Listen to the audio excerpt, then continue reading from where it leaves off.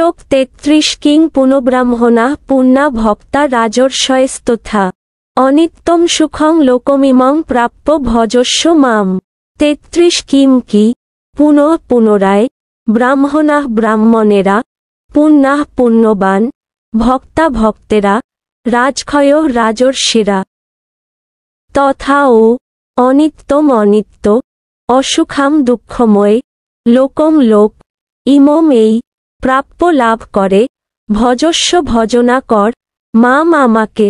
গীতার গান ব্রাহ্মণ ক্ষত্রিয় যারা তাদের কি কথা পুণ্যবান হয় তারা জানিবে সর্বথা অতএব এই অনিত্য সংসারে আসিয়া ভজন করহ মোর নিশ্চিন্তে বসিয়া।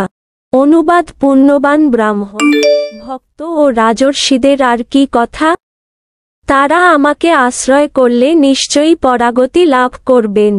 অতএব তুমি এই অনিত্য দুঃখময় মর্তলোক লাভ করে আমাকে ভজনা কর।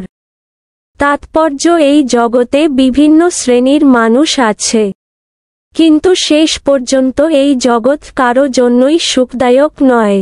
এখানে স্পষ্টভাবে বলা হয়েছে অনিত্যম সুখং লোকম, এই জগৎ অনিত্য ও দুঃখময় এবং কোন সুস্থ মস্তিষ্ক সম্পন্ন ভদ্রলোকের বসবাসের উপযুক্ত জায়গা এটি নয়।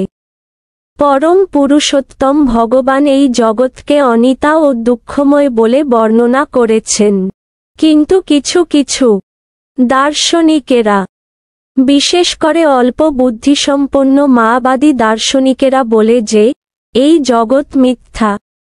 কিন্তু ভগবদ্গীতা থেকে আমরা জানতে পারি যে এই জগৎ মিথ্যা নয়, তবে এই জগৎ হচ্ছে অনিত্য। অনিত্য ও মিথ্যার মধ্যে পার্থক্য আছে। এই জগৎ অনিত্য, কিন্তু আরেকটি জগৎ আছে যা নিত্য শাশ্বত। এই জগৎ দুঃখময়, কিন্তু আরেকটি জগৎ আছে যা নিত্য ও আনন্দময়। অর্জুন রাজর্ষিকুলে জন্মগ্রহণ করেছিলেন, তাকেও ভগবান বলেছেন আমাকে ভক্তি কর এবং শীঘ্রই ভগবত ধামে ফিরে এস। এই দুঃখময় অনিত্য জগতে কারোই পড়ে থাকা উচিত নয়। সকলেরই কর্তব্য হচ্ছে পরম পুরুষোত্তম ভগবানের প্রতি আসক্ত হয়ে তার কাছে ফিরে গিয়ে শাশ্বত সুখ লাভ করা।